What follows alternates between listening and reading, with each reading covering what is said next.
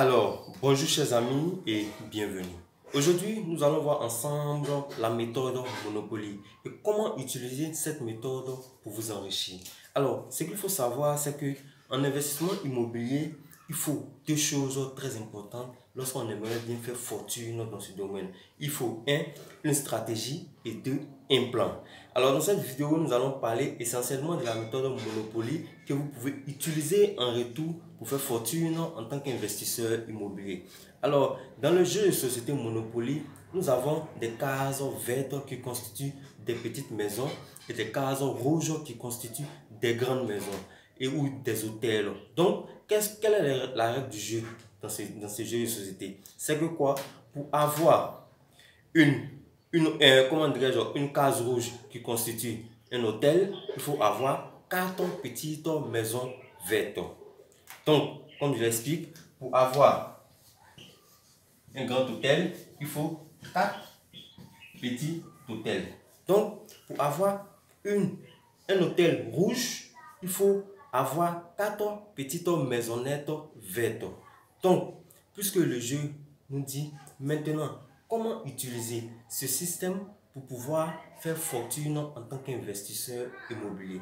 Alors, prenons le cas de monsieur Elvis, qui est fonctionnaire ou salarié, qui décide de se lancer en tant qu'investisseur immobilier et qui est célibataire bien sûr. Donc là, M. Elvis met en place, qui décide d'utiliser la méthode Monopoly pour investir en immobilier. Donc qu'est-ce qui va se passer? D'abord, il décide d'économiser. Donc il ouvre un compte épargne investissement. À travers ce compte épargne investissement, il arrive à économiser. À travers ce compte épargne investissement, il arrive à économiser 2 millions de francs CFA par année. Donc, il a un compte épargne investissement. Donc, son compte et ses économies par année sont de 2 millions de francs CFA. C'est-à-dire, lorsqu'il finit de payer, de faire tout ce qu'il a à faire, tout ce qu'il peut mettre à côté, pour une année, chaque année est de 2 millions de francs CFA. Donc, il décide, à travers la méthode Monopoly, qui est d'avoir 4 maisons vertes et la transformer en une maison rouge, utiliser ce plan. Donc, avec les 2 millions de francs CFA, la première année, lorsqu'il économise ces 2 millions de francs CFA, qu'est-ce qu'il fait? Il décide d'acheter une maison qui coûte 20 millions de francs CFA. Donc, vous me direz, mais 20 millions, 2 millions, c'est pas possible. Laissez-moi terminer. Alors, avec les 2 millions de francs CFA, il utilise l'effet de levier.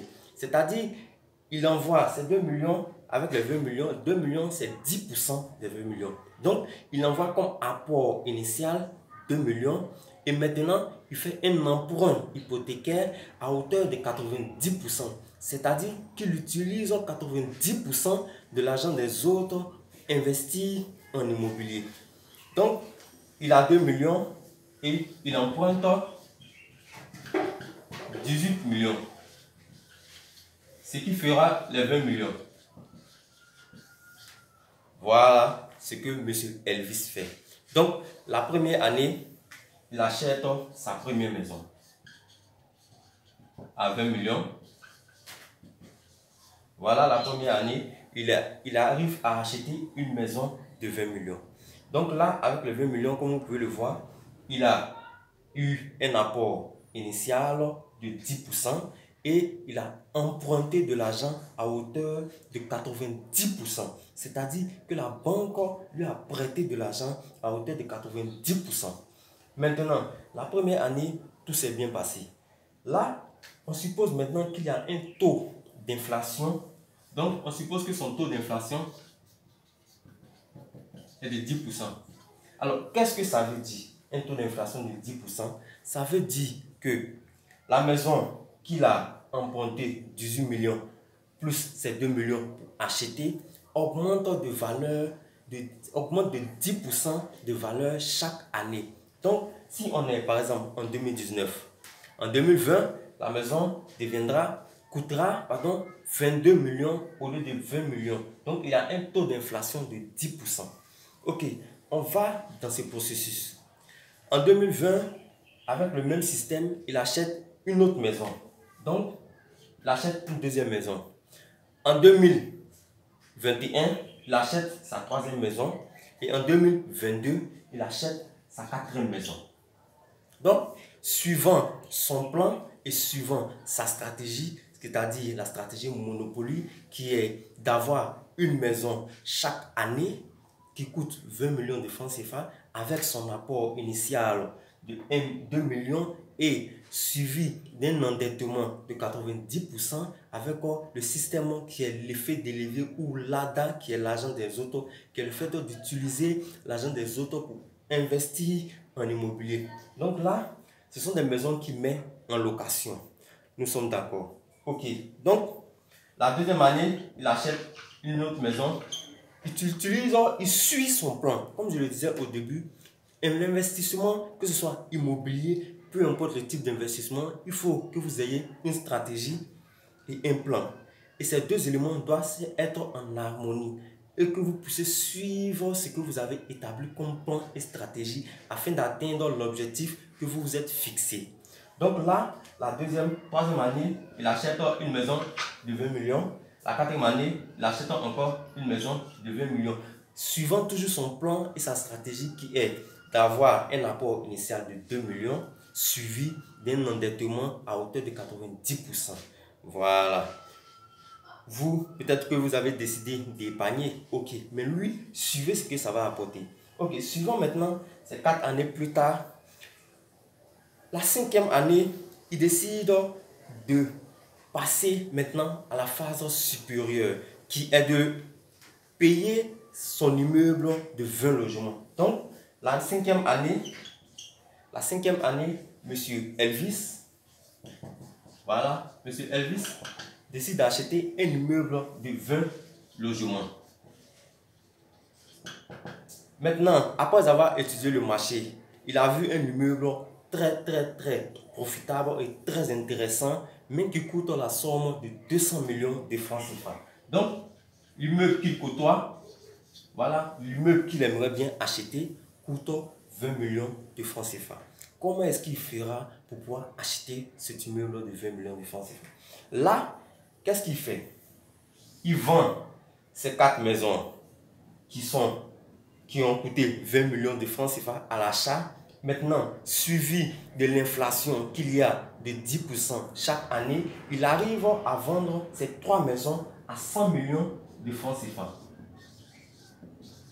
Donc, après avoir acheté le total de ces maisons à 80 millions de francs CFA, il arrive à les revendre à 100 millions de francs CFA. Ok, maintenant, 4 ans plus tard, lorsqu'on fait le cumul du solde hypothécaire qu'il doit, ça donne 71 millions 500 000 francs. Donc voilà ce qu'il doit à la banque. Voilà ce qu'il doit à la banque. Et voilà ce qu'il a pu retirer des 4 maisons ou des 4 immeubles ou des 4 appartements qu'il a vendus. Voilà ce qu'il a pu retirer, 100 millions de francs CFA. Maintenant, il doit 71 millions 500 000 francs CFA à la banque. Donc là, 100 millions de francs CFA moins 71 millions 500 000, ce qui donnera 28 millions 500 000 francs. Ok, voilà ce qu'il aura comme argent après avoir vendu. Donc, comment dirais-je, espèce avant impôt. Parce que n'oubliez pas que c'est des immeubles qu'il a vendus. Donc, il aura à payer des impôts. Mais si c'était pour prendre l'argent et mettre immédiatement l'argent dans sa poche, là, vous verrez qu'il aura à payer beaucoup d'impôts. Mais puisque sa stratégie, c'est de vendre les 4 maisons et ensuite acheter immédiatement un autre bien, donc vous voyez que l'impôt ne sera pas assez élevé. Là, dans notre vidéo, ce n'est pas de parler d'impôt, mais c'est juste une parenthèse que je vais vous donner. Maintenant, là, vous voyez qu'il a vendu les 4 maisons qui lui ont coûté 100 millions de francs CFA. Ok. Ensuite, il a payé son impôt hypothécaire, son solde hypothécaire qu'il a soldé, donc il ne doit plus la banque, et il lui reste 28 millions 500 000 francs CFA. Maintenant, il aimerait bien acheter l'immeuble de 20 logements qui coûtera 20 millions de francs CFA. Qu'est-ce qu'il va faire? Il utilise encore sa même stratégie qu'il avait utilisée pour acheter ces 4 maisons. C'est-à-dire qu'il envoie un apport initial de 20%. 20% de 200 millions, ce qui fera 20 millions. Et il utilise encore un endettement de 90%. Donc, il envoie 20 millions en espèces comme apport initial, suivi d'un emprunt hypothécaire de 180 millions de francs CFA. Donc, il utilise encore un endettement à hauteur de 90%. C'est-à-dire qu'il utilise l'argent des autres pour investir en immobilier. Ce qui sera impossible de le faire si vous investissez en bourse. Ce qui sera impossible de le faire si vous investissez ou si vous vous lancez nouvellement dans la création d'une entreprise. Alors que dans l'investissement immobilier, c'est possible de le faire. Voilà un peu ce qui fait la magie de l'investissement immobilier. Maintenant, qui s'est endetté à hauteur de 90% pour pouvoir acheter cette maison, vous voyez que son plan qu'il a établi au départ, qui était la méthode Monopoly, comme je le disais, au niveau du jeu de société, qui est d'avoir 4 maisons vertes, qui, après avoir eu ces 4 maisons, peut être transformée en une hôtel rouge. Et là, dans la vie réelle, il a transmis l'esprit du jeu dans la vie réelle. Donc, qu'est-ce qui s'est passé? Il a lutté et il a suivi son plan. Il a eu 4 maisons qui peuvent constituer dans le jeu, 4 maisons vertes. Et ensuite, après avoir eu ces 4 maisons, il les a vendues avec une plus-value et il les a réinvesties dans un immeuble plus gros, plus énorme, plus large. Donc là, il aura un immeuble qui coûte 200 millions de francs CFA. Et maintenant, si on peut prendre sur une durée de 25 ans, mais vous me direz, mais 180 millions, c'est énorme. Est-ce que ce n'est pas risqué? C'est risqué. Si seulement si vous n'avez aucune connaissance en investissement immobilier. C'est risqué si seulement si vous n'avez aucune notion de l'investissement. Mais ce n'est pas risqué si, avant d'investir, vous avez fait vos devoirs, vous avez fait vos calculs, vous n'avez pas écouté, vous n'avez pas suivi les conseils d'autres personnes, mais vous avez suivi vos conseils après, c'est-à-dire quoi? Des personnes vous conseillent et vous, avec les connaissances et les compétences que vous avez, vous apportez un plus à ces différents éléments afin de pouvoir bien investir. Mais si vous voulez investir dans un bien et que vous comptez seulement sur le conseil de quelqu'un d'autre, ce qui signifie que vous n'avez aucune éducation financière, cela peut être risqué. Voilà, cela peut être risqué. Donc là, Elvis a acheté un bien qui coûte 200 millions de francs CFA avec 20 logements, un immeuble de 20 logements. Donc, qu'est-ce qui se passera? Donc, ce qui signifie que Elvis aura 20 locataires. Ces 20 locataires lui verseront à la fin de chaque mois des loyers. Et qu'est-ce que ces loyers feront pour lui? Ces loyers seront amenés à rembourser son emprunt hypothécaire. Ce qui signifie que c'est endetté et ce sont ces locataires qui vont payer l'emprunt à sa place. Donc, voilà un peu la stratégie que vous pouvez adopter pour vous enrichir. Très simple. Pas besoin de spéculer, pas besoin de se prendre la tête, rien. On met en place une stratégie très simple, un plan très simple, qu'on suit un peu. Parce que si on n'a pas d'argent au début, ou si on n'a pas suffisamment de liquidités, ce sera difficile pour nous d'acheter un immeuble de 20 logements. Soyons-en sûrs. Donc là, si Elvis décide par exemple d'établir un plan sur 20 ans et que dans ces 20 ans, il veut avoir des immeubles à revenus de 200 millions de francs CFA, cela sera possible. Pourquoi? Parce que, comme vous pouvez le voir, la première année, il a été en mesure d'acheter son premier logement, son premier immeuble de 20 logements. 5 ans, les 5 autres années, il utilise la même stratégie, c'est-à-dire une maison par année de 20 millions avec apport initial de 2 millions. Et la 10e année, il a son 2e immeuble. La 15e année, il a son 3e immeuble. La 20e année, il a son 4e immeuble. Vous verrez qu'à la retraite, il sera plus à l'aise que vous qui avez compté seulement sur vos épargnes avec un taux d'intérêt de 5% ou de 10% pour pouvoir vivre heureux à la retraite. Ce qui sera impossible pour vous. Donc là, comme vous pouvez le voir, vous pouvez utiliser la méthode Monopoly. Voilà, c'est une vidéo très simple. Voilà, dans laquelle le système est très simple. Voilà, il n'y a pas de calcul bizarre qu'il faut faire. Voilà, il suffit de comprendre seulement le concept de la chose dont je suis en train d'expliquer. C'est d'être en mesure de mettre en place un épargne investissement dans lequel vous allez mettre de l'argent et vous fixez des objectifs. C'est-à-dire, vous établissez un plan. Si vous ne savez pas comment établir un plan, vous vous approchez auprès des professionnels. Vous pouvez vous approcher auprès de votre gestionnaire financier. Vous pouvez vous approcher auprès d'un comptable. Vous pouvez vous approcher auprès de votre banquier et vous prenez conseil auprès d'eux. Mais, je dis bien, vous prenez conseil auprès d'eux. Mais c'est votre plan qu'ils devront suivre. C'est selon ce que vous voudrez bien faire qu'ils vous établiront un plan pour vous. Mais ne laissez pas ces spécialistes ou ces professionnels établir un plan tout fait pour vous. Voilà, c'est un conseil que je vous dis. Établissez vous-même vos propres plans. Et maintenant, allez-y voir un spécialiste afin que celui-là puisse apporter son expertise dans l'établissement de votre plan. Donc là, avec